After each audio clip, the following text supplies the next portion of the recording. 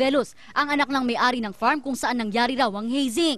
Pasado alas 11 ng gabi, dumating si Mark Andre Marcos, kinamayan niyang isang lalaki. Nagkainan, nag-inuman at nagkuhanan pa ng litrato ang grupo.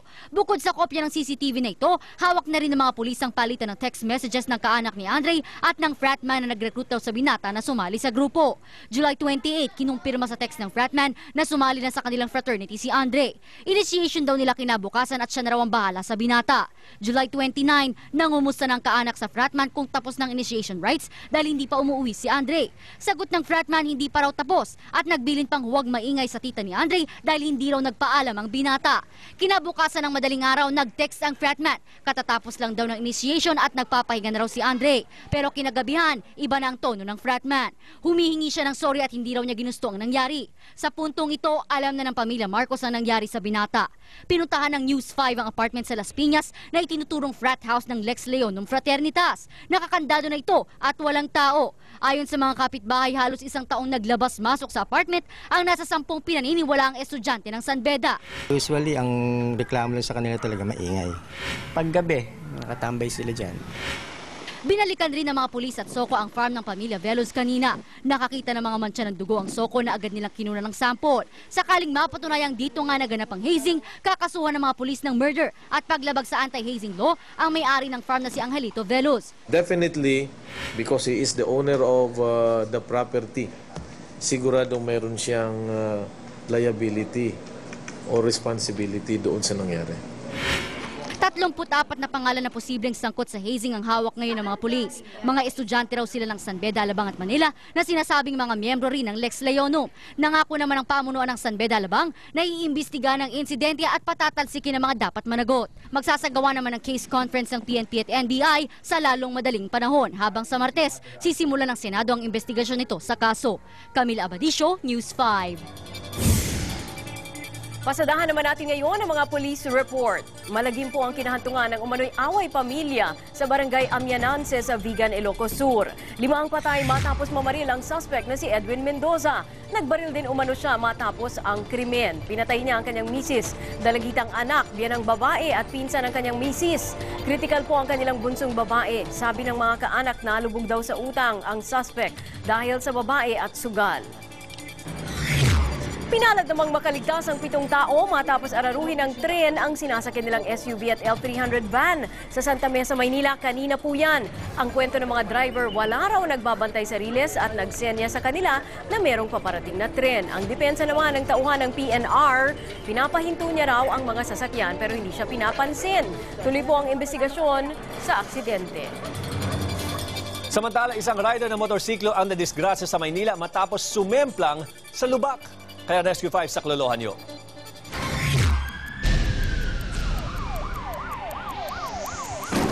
Duguan ang mukha ni Isagani Santonil nang abutan namin sa Bonifacio Drive, Manila. Sumemplang ang motor ng biktima dahil daw sa malalim na uka sa kalsada. Sakit. Ito.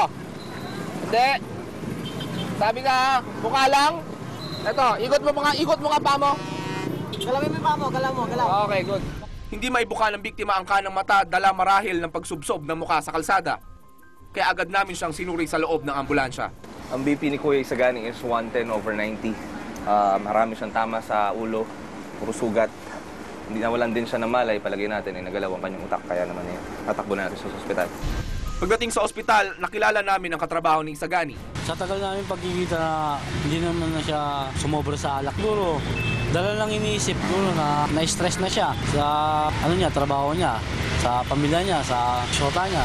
Matapos masigurong maayos ang kondisyon ni Isagani, pinalabas na rin siya ng ospital. Hensel Kiling, Rescue 5. Ulitin po namin sa anumang insidente, tumawag agad sa Rescue 5 hotline sa numero 922-5155. Dalang Rescue 5 mula aksidente sa kalsada hanggang sa bahay mo. Aaksyonan, ora mismo. Cambio po tayo sa sports. Makakalaya na si Floyd Mayweather Jr. sa 3 ng Agosto matapos ang 2 buwang pagkakakulong. Nakulong si Mayweather dahil sa pambubugbog sa dating kinakasama. At ayon nga sa mga otoridad, magandang pag-uugali raw ang dahilan ng maagang paglaya ng welterweight champion. Is Pac-Man ready? Nag-courtesy call kay Pangulo Aquino si Phila Miami Heat coach Eric Spoelstra. Binigyan pa niya si Pinoy ng Miami Heat jersey na may number 15 at pangalang Aquino III. Sa isang presko naman ay kwento ni Coach Spo na pisikal ang laro sa PBA na pinanood niya kagabi. At kung bibigyan daw siya ng pagkakataon ay maglalaro raw siya sa liga. If I could have taped up my ankles and put on some knee braces last night and played in that game, I would have. That looked like a lot of fun. And that probably was my only regret in life. Susunod, 3 paslit ng lunod matapos gawing swimming pool ang isang binahang bakanting lote sa Malabon. Sa Olympics, mayor ng London na gustong gumawa sana ng grand entrance sa isang party, nabitin sa ere matapos pumalya ang zipline. Good news naman sa mga mahihilig sa matatamis pero ayaw magka-diabetes. Mga mura at natural sweetener ipapakita namin. At sa Wi-Fi, asong nakikipag-away o nakikipaglaro ba sa kanyang sariling anino? Click ngayon sa internet. Ang cute na video na yan mapapanood sa pagbabalik ng Pilipinas News. Lupog pa rin sa baha ang malaking bahagi ng Malabon, dulot ng ulang ibinuhos ng bagyong Hener. At sa kasagsagan ng baha, 3 paslit po ang nalunod matapos sila gawing swimming pool, ang isang binahang bakanteng lote. Para sa update, may live report si Alexa Reyes. Alexa? Paulo Cherry, sa trahedya na uwi ang paglangoy ng 3 batang babae sa isang baha dito sa isang bakanteng lote. Patay ang 3 matapos malunod sa lagpastaong baha. Tulala at hindi makausap si Aling Analisa habang inaalala ang sinapit ng 13 anyos na anak na si Patricia Gregorio. Nalunod si Patricia kasama ang pinsang si Angela, 12 anyos at kalarong si Eliza Dolfina, 12 anyos, matapos gawing swimming pool ang isang binahang bakanteng lote sa Panghulo, Malabon. Kwento ni Aling Gina, hindi nagpaalam ang 3 na maliligo sa baha. Nagpaalam sa akin. Hindi ko na nga po pinayagan. Sabi ko hindi ka pwede doon na mataas ang tubig. Ayon naman sa kapatid ni Patricia na kasama nilang lumangoy, naghamon si Eliza na pumunta sa malalim na parte ng baha. Ang hindi nila alam, lagpas tao na pala ang tubig doon. Ibing type po nag-aya na pumunta sa dulo, tapos pumunta naman silang tapos po na sila nalunod. Naisugod pa sa Alfonso Clinic ang mga biktima pero hindi na sila umabot ng buhay. Samantala, lubog pa rin sa tubig baha ang 12 barangay dito sa Malabon. Sa barangay Dampalit, abot hanggang dibdib ang baha. Tanging bangka lang ang paraan para makarating sa Dampalit Elementary School na nagsisilbing evacuation area sa 29 na pamilya. Si Lola Silvestra nga, sa evacuation center na nagdiwang ng kanyang ika-82 kaarawan. Ang masaklap, damit lang at kanin ang kanilang naisalba dahil sa bilis ng pagtaas ng tubig. Birthday niya ngayon, ay wala kaming pambiling pampansit. Paulo Cherry, dulot nga ng high tide ang malakas na ulan, dulot na rin ni Bagyong Hener at ang pagkasira ng earth dike dito sa may parteng Manila Bay ang dahilan kung bakit nakakaranas ng mga pagbaha dito sa Malabon. Paulo Cherry? Maraming salamat Alexa Reyes, nagulat live mula sa Malabon. Samantala, patuloy pa rin kayang mararanasan ng bansa ang hagupit ng Bagyong Hener. Sasagutin po yan ni Marga Vargas. Marga? Hindi na natin mararamdaman ang Bagyong Hener. Lumabas na kasi ito ng bansa kaninang alas 7 ng gabi at dahil naglandfall na ito sa may Taiwan, humina ang bagyo at naging tropical storm na lamang. Pero hindi ibig sabihin nito na wala na tayong mararanasang mga pag-ulan dito sa ating bansa. Magpapaulan pa rin ang hanging habagat na pinalakas pa ni Bagyong Hener. Partikular na masasapol nito ang kanlurang bahagi ng Luzon tulad na lang ng Ilocos Region, Benguet, Zambales, Bataan, Cavite at Mindoro. May mga pag-ulan pa rin naman sa iba pang bahagi ng Luzon sa hapon at gabi. Pero sandali lang ito at titila rin agad. Kasama sa mga maaapektuhan ng masamang panahon ang Metro Manila. Kaya mga kapatid, huwag kalimutan ang inyong mga payong at kapote. Habang sa Visayas at Mindanao, isolated rain showers na lang ang mararanasan dahil di na ito gaanong nakakagip ng habagat. May nais patanding bagyo sa labas ng bansa pero malabo na itong makaapekto dito sa Pilipinas. At yan ang lagay ng panahon. Ako si Marga Vargas. Cherry. Thank you, Marga. Sa ibang balita po, tila pinag-aagawan ngayon ang pinakamalaking nakakulong na buwaya sa mundo na si Lolong. Pinag-aaralan kasing ilipat ng Department of Environment si Lolong sa Ninoy Aquino Parks and Wildlife sa Quezon City. Maliit daw kasi ang kasalukuyang kulungan ni Lolong sa Bunawan, Agusan del Sur. Pero tutol po dito ang mga taga-Bunawan kung saan nahuli ang dambuhalang buwaya. Nangangamba raw sila na makasama kay Lolong ang polusyon sa Maynila. Bukod dyan, baka daw maapektuhan din ang lumalakas na kita nila sa turismo Pilipino nang dahil kay Lolong.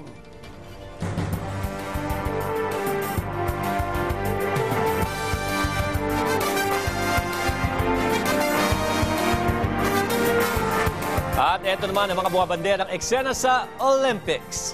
Agaw eksena ang mayor ng London na si Boris Johnson nang tangkain niyang gumawa ng dramatic entrance papasok ng Victoria Park. Ayan po siya. Bigla kasing tumigil ang zipline at na-stranded si mayor. Ayan. Pero naging sport lang siya at nagbiro pa habang mano-manong hinihila papunta sa kabilang dulo ng zipline. Fail. Tumanggi si South Korean fencer Shin Ah-lam sa special medal na inalok sa kanya ng World Governing Body sa fencing. 1 oras hindi umalis sa playing area si Shin bilang protesta sa pagkatalo niya sa Olympics. Hindi rin kasi ito Olympic medal at naninindigan si Shin na siya ang nanalo. Umamin ang goalkeeper ng US soccer team na madalas ang sex sa kasagsagan ng Olympics. Nagmimistula raw Las Vegas ang Athletes Village para magpatanggal ng stress at pressure mula sa laro. Ganon. Dinisqualify na ng Badminton World Federation ang 8 pares ng players ng China, South Korea at Indonesia sa Olympics matapos nilang sadyaing magpatalo.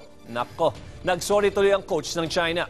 Tuluyan namang magre-retiro sa laro ang isang tinanggal na Chinese player. Samantala, doon naman po marami kasing mga Pilipino ang pinanganak na may sweet tooth o labis sa pagkahilig sa mga matatamis. Kaya hindi naman katakataka na nitong nakaraang taon halos 7 milyong Pinoy ang na-diagnose na may diabetes. Kaya narito po ang mga posibleng alternatibong pampatamis na pwede nating gamitin sa ating mga pagkain. 7 taon na raw pinahihirapan ng sakit na diabetes ang 54 anyos na si Mang Nato. Pero okay na daw siya ngayon at ang dahilan ang madalas niyang pag-inom ng tsaa mula sa dahon ng stevia. Yung blood pressure ko naging parang normal. Hindi tumataas, hindi bumababa. Dahil sa matamis na lasa ng dahong ito, pwede raw itong pamalit sa asukal at healthy sweetener din para sa mga may diabetes. Ang kaibahan niya, siya ay walang calorie.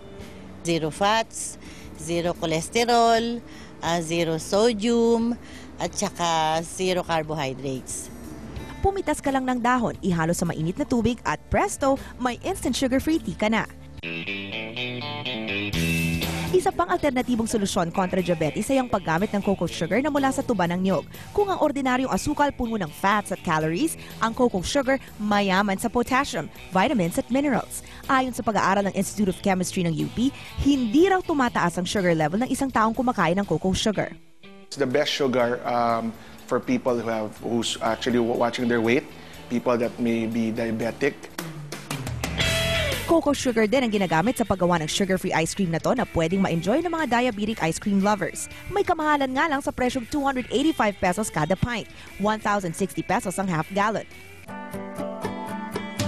Guilt-free din ang mga cookies, carrot cake at Sancerval na ito dahil ang ginamit nila, puro organic at natural sweeteners na mula sa niyog. Christina Lazo, News 5. Heto naman ang kakaiba nating video ngayong gabi. Hit po sa YouTube ang isang aso na sa sobrang kakulitan nito. Ang napagtibang kasing kalaban ng aso, hindi po hayop, hindi tao, hindi gamit, kundi ang sarili niyang anino. Ilang beses nang sumusugat at umaatras ang aso na makita ang kanyang anino. Ilang beses na rin niya itong hinabol at tinahulan, pero wa-effect po ito. Sa huli ay pinabayaan na lang ng aso ang kanyang sariling anino. Bukas abangan na iba pang kakaibang videos dito lang po sa Wi-Fi. At yan po ang kalahating oras sa mga balitang dapat malaman ng bawat Pilipino. Dahil ang balitang ito tungkol sa iyo at para sa iyo. Ako po si Cherry Mercado. Saan man, kailanman kapatid. Ako po si Paolo Medjones at ito ang Pilipinas News. Up next na po ang Insider. Magandang gabi.